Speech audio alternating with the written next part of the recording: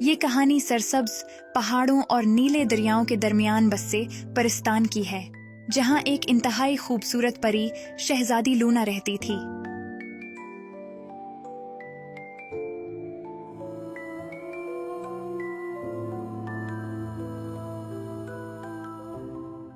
لونا اکثر اپنے والد سے چھپ کر محل سے نکلتی تھی۔ وہ سرسبز جنگلات سے ہوتی ہوئی میدانوں کی طرف روانہ ہوتی تھی، جہاں ہر رنگ کے جنگلی پھول کھلے ہوتے تھے۔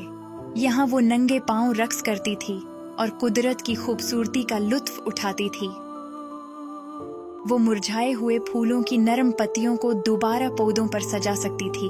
وہ دریا جو برسوں سے خشک ہو چکے تھے، وہ ان میں دوبارہ سے جان ڈالتی تھی، اور ان میں ایک مرتبہ پھر کرسٹل کی مانند شفاف پانی رواں ہو جاتا تھا۔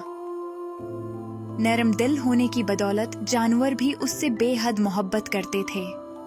ایک دن پری کا گزر ایک ہرے بھرے خربوزوں کے باغ سے ہوا، جہاں بیلوں پر خوبصورت پیلے خربوزے لٹک رہے تھے، جن کی خوشبو ہوا میں بکھری ہوئی تھی۔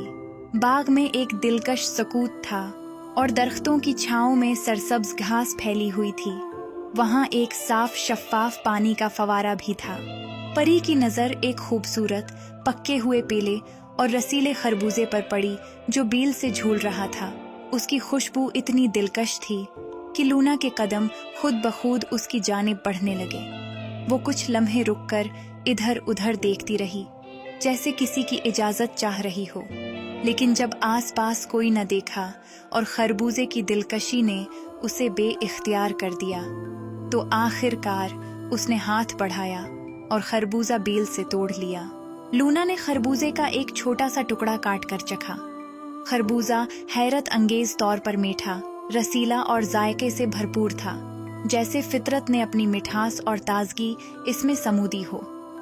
لونا کے لبوں پر مسکراہٹ آئی، اور وہ خربوزے کی مٹھاس میں کھو گئی۔ ہر نوالہ اسے باغ کی خوشبوؤں اور فوارے کی موسیقی سے مزید قریب لے جا رہا تھا۔